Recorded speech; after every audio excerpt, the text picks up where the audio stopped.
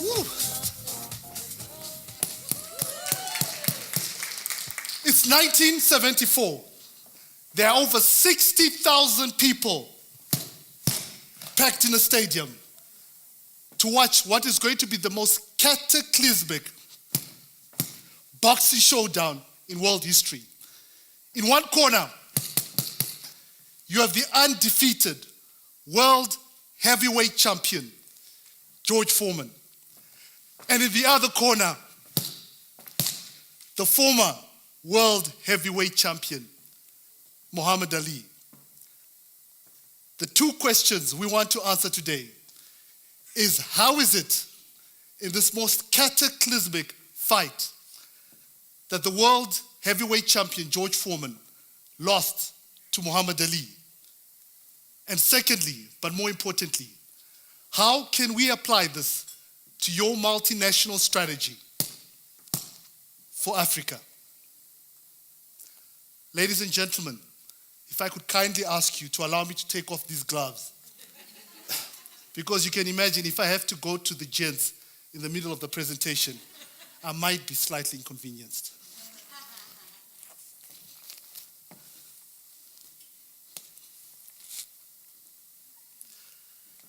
The year is 1974. George Foreman is the world heavyweight champion. He's young, he's arrogant, he's undefeated, and he knows it. He represents the multinational that is well-resourced, is well-financed. It's applied its strategies in Africa, in Asia, in Australia, in Europe, and is coming to Africa. For them, growing into Africa is going to be a piece of cake. George Foreman represents the multinational leader. Muhammad Ali, in 1974, wasn't the world #1 champion. He was, in fact, trying to claw back in history.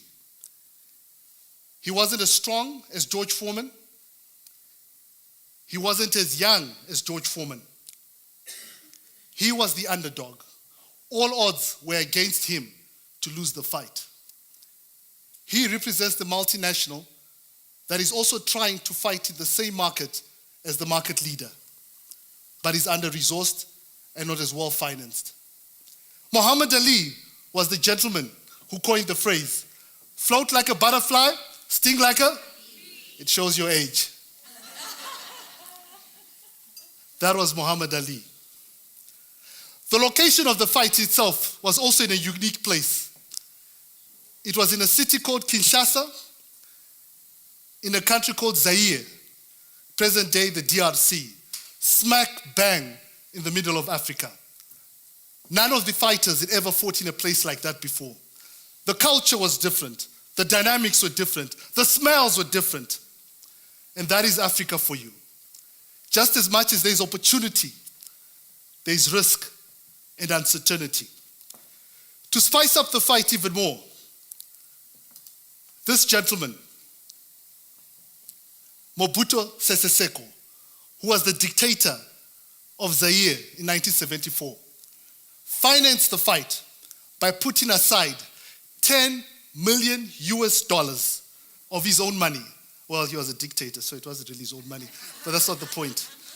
But he put aside $10 million to finance the fight. Africa, opportunity, risk, unpredictability. All of these key ingredients to create a recipe that for you as a multinational, if you cook the broth just right, you will be successful. I believe there were two key things that made Muhammad Ali successful on that day. The first was this slogan. You see, Muhammad Ali flew in a few weeks earlier than George Foreman to the DRC in order to prepare for the fight. By doing that, he engaged and interacted with the people as he trained on the streets. So much so that on the day of the fight, as Muhammad Ali strode onto the ring for the fight, the people were screaming out, Ali Boumaye! Ali Boumaye!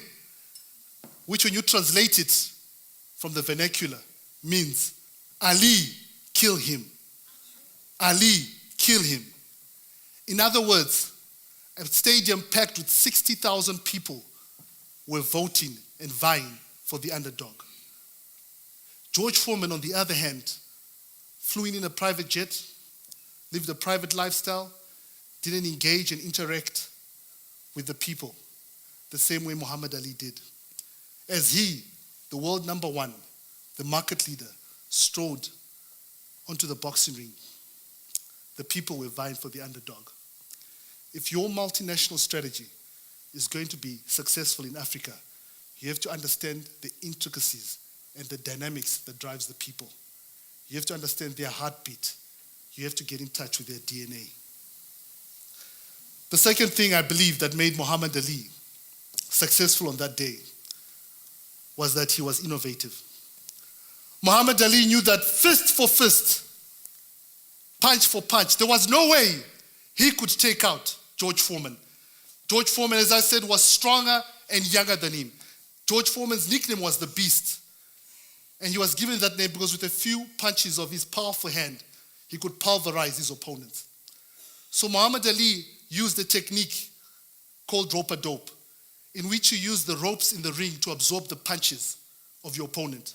So for 8 rounds, George Foreman used the only weapon that he knew, was to try and get to Muhammad Ali and get him with one of his punches. For 8 rounds, George Foreman didn't change his strategy. He didn't change his approach. He did the same thing, using the same resources to try and take out his opponent. For 8 rounds, Muhammad Ali danced around the ring. And every time George Foreman gave him a punch, he made sure he used the ropes to absorb the punches. George Foreman didn't change his strategy. He did the same thing the same number of times, expected to get a different result. After 8 rounds, George Foreman was tired, and with a few punches, Muhammad Ali took him out.